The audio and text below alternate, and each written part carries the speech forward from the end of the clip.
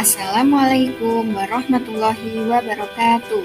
Selamat pagi anak-anak kelas 4. Bertemu lagi dengan Ustazah Nia pada hari ini, hari Sabtu tanggal 7 November 2020. Nah, hari ini kita akan belajar secara online bersama-sama dengan Ustazah Nia, yaitu kita akan belajar tematik.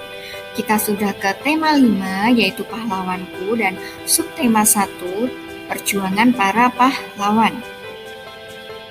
Pada kesempatan kali ini kita akan belajar muatan IPA, itu tentang penerapan sifat-sifat cahaya dan penguraian cahaya. Serta pada muatan IPS itu tentang tokoh dan peninggalan pada masa kerajaan Hindu, Buddha, dan Islam. Dan yang kedua yaitu perjuangan tokoh kerajaan Hindu dan Buddha. Sekarang kita ke muatan IPA tentang penerapan sifat-sifat cahaya. Nah, anak-anak, silakan anak-anak bisa dibuka dulu buku penanya yang jilid 4B itu dibuka dari halaman nanti untuk IPA dan IPS itu nanti dari halaman 72. Jadi, cahaya dihasilkan dari sumber-sumber cahaya, misalnya ada matahari, senter, lampu, dan lilin. Cahaya berguna untuk membantu manusia melihat benda-benda sekitar, membedakan warna, dan melakukan kegiatan sehari-hari. Selanjutnya, sifat cahaya antara lain apa? Yang pertama yaitu ada merambat lurus, dapat menembus benda-benda bening, dan dapat dipantulkan, dan dapat dibiaskan. Untuk membuktikan sifat-sifat cahaya, kita dapat melakukan beberapa percobaan terkait sifat-sifat tersebut. Yang pertama, terkait dengan sifat merambat lurus, itu anak-anak dapat melakukan percobaan menggunakan 3 karton yang dilubangi dan diletakkan sejajar. Saat lubang sejajar, kamu dapat melihat cahaya lilin. Saat karton tersebut digeser dan tidak sejajar, kamu tidak dapat melihat cahaya lilin. Anak-anak bisa dilihat untuk percobaan merambat lurus itu. Ini di gambar sebelah kanan atas ini ada. Nanti silakan anak-anak bisa dicoba di rumah jika ingin membuktikan sifat cahaya yang merambat lurus. Yang kedua yaitu menembus benda-benda bening. Pembuktian cahaya dapat menembus benda-benda bening adalah saat kamu mengarahkan senter ke papan melalui botol bening. Cahaya dari senter akan menembus botol dan menyinari papan tersebut. Nah, bisa dilihat di sini untuk percobaannya, cahaya dapat menembus botol bening. Itu bisa dipraktekkan di rumah ya anak-anak, karena ini sangat sederhana sekali untuk percobaannya. Selanjutnya, untuk sifat cahaya dapat dipantulkan. Cahaya dapat memantul ketika terkena permukaan benda. Pemantulan akan teratur apabila cahaya mengenai benda yang memiliki permukaan rata seperti cermin. Nah, ini anak-anak bisa dilihat untuk percobaannya. Ini sangat sederhana ya, kalian tinggal bercermin di depan kaca. Yang keempat yaitu sifat cahaya dapat dibiaskan atau dibelokkan. Contoh penerapan pembelokan cahaya adalah saat kamu melihat bayangan dasar kolam yang lebih dangkal. Contoh lainnya adalah saat kamu melihat pensil yang terlihat patah dan lebih besar saat dimasukkan ke dalam air. Nah, itu untuk percobaannya juga sangat sederhana. Kalian bisa dilihat di sini gambarnya pensil terlihat patah saat dicelupkan ke dalam air. Jadi sangat sederhana ya, tinggal kalian menyiapkan gelas, air, dan juga pensil. Selanjutnya masih di muatan IPA yaitu tentang penguraian cahaya. Cahaya juga memiliki sifat dapat diuraikan. Saat terurai, cahaya menghasilkan berbagai macam warna, yaitu merah, jingga, kuning, hijau, biru, nila, dan ungu. Itu bisa disingkat Mejiku Hibiniu. Selanjutnya, contoh penguraian cahaya yang dapat kita lihat di kehidupan sehari-hari adalah pelangi. Pelangi terjadi karena cahaya matahari mengenai titik-titik air yang ada di udara, lalu cahaya tersebut akan terpantul dan terurai menjadi berbagai warna. Nah, pembuktian cahaya terdiri atas beberapa warna itu dapat dilakukan dengan melakukan percobaan cakram warna. Anak-anak bisa dibuka halaman 82, pena jilid 4B, itu ada cara bagaimana mempraktekkan membuat cakram warna. Itu bisa dibuktikan di rumah ya anak-anak. Selanjutnya kita ke muatan IPS tentang tokoh dan peninggalan masa kerajaan Hindu, Buddha, dan Islam. Tokoh beserta peninggalan kerajaan Hindu, Buddha, dan Islam, dan sikap kepahlawanannya. Yang pertama itu ada nama tokoh, itu Raja Mulawarman, itu dari kerajaan Kutai. Raja pemeluk agama Hindu yang terkenal baik budi, Raja Mulawarman menyedekahkan 20.000 ekor sapi kepada kaum Brahmana. Peninggalan dari kerajaan itu ada Yupa. Terus sikap kepahlawanannya, 1.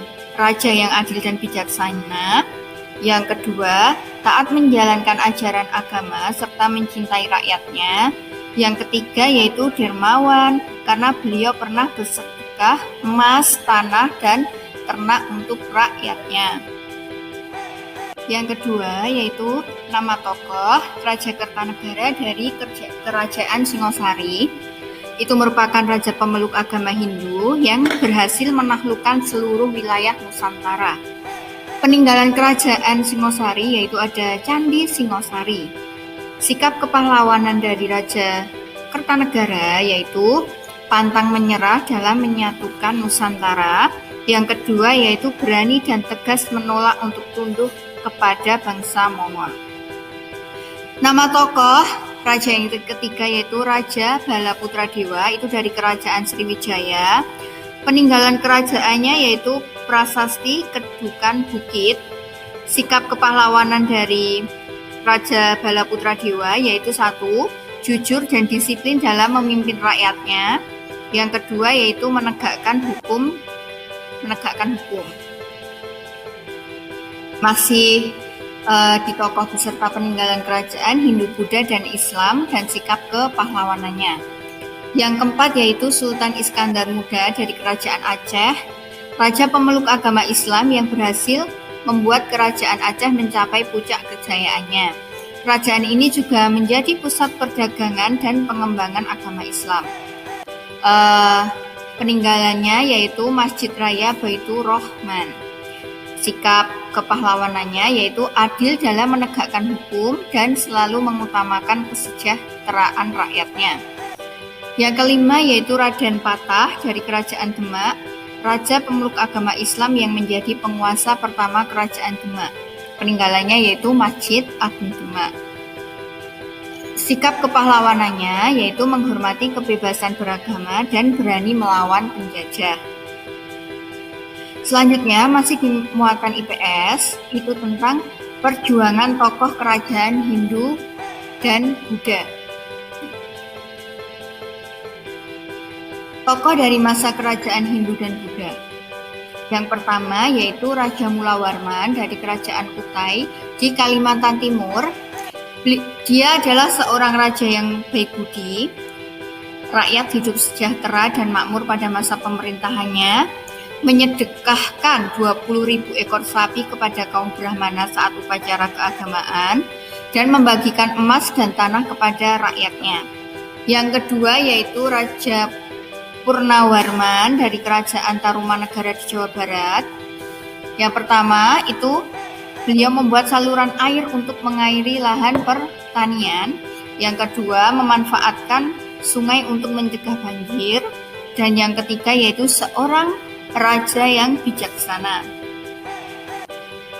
Selanjutnya, tokoh dari masa kerajaan Hindu-Buddha itu masih lanjutannya yang tadi. Yang ketiga yaitu Raja Hayam Wuruk dari kerajaan Majapahit di Jawa Timur. Membawa kerajaan Majapahit mencapai puncak kejayaannya, menyejahterakan rakyat dengan membuka lahan pertanian dan pembuatan bendungan serta saluran pengairan. Yang ketiga, rakyat hidup damai dan makmur karena pertahanannya yang kuat dari serangan musuh. Yang keempat yaitu Mahapahit Gajah Mada dari Kerajaan Majapahit di Jawa Timur. Beliau seorang Mahapatih yang gagah berani menaklukkan wilayah lain untuk mempersatukan Nusantara, menjaga keamanan Kerajaan Majapahit dari serangan musuh, bersumpah akan mempersatukan Nusantara yang dikenal dengan Sumpah Palapa. Nah, ini dia gambarnya. Relief Mahapatih Gajah Mada yang memegang keris menunjukkan patih yang gagah berani dalam mempersatukan Nusantara. Relief ini berada di mana? Kawasan Monumen Nasional Monas, Jakarta. Selanjutnya masih di tokoh dari masa kerajaan Hindu dan Buddha. Yang kelima yaitu Raja Balaputra Dewa dari Kerajaan Sriwijaya di Sumatera Selatan.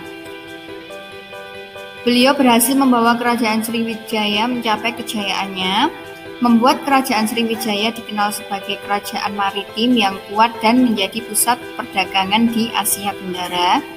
Lalu membuat Kerajaan Sriwijaya dikenal sebagai pusat pendidikan dan penyebaran agama Buddha. Nah, itu tadi pelajaran hari ini, tematik, khususnya muatan IPA dan IPS. Nah, nanti anak-anak bisa dibaca lagi di buku Bupena jilid 4B, tema 5, sub tema 1. Nanti anak-anak bisa dibaca lagi agar lebih jelas. Sekian penjelasan dari Ustazah Nia hari ini. Wassalamualaikum warahmatullahi wabarakatuh.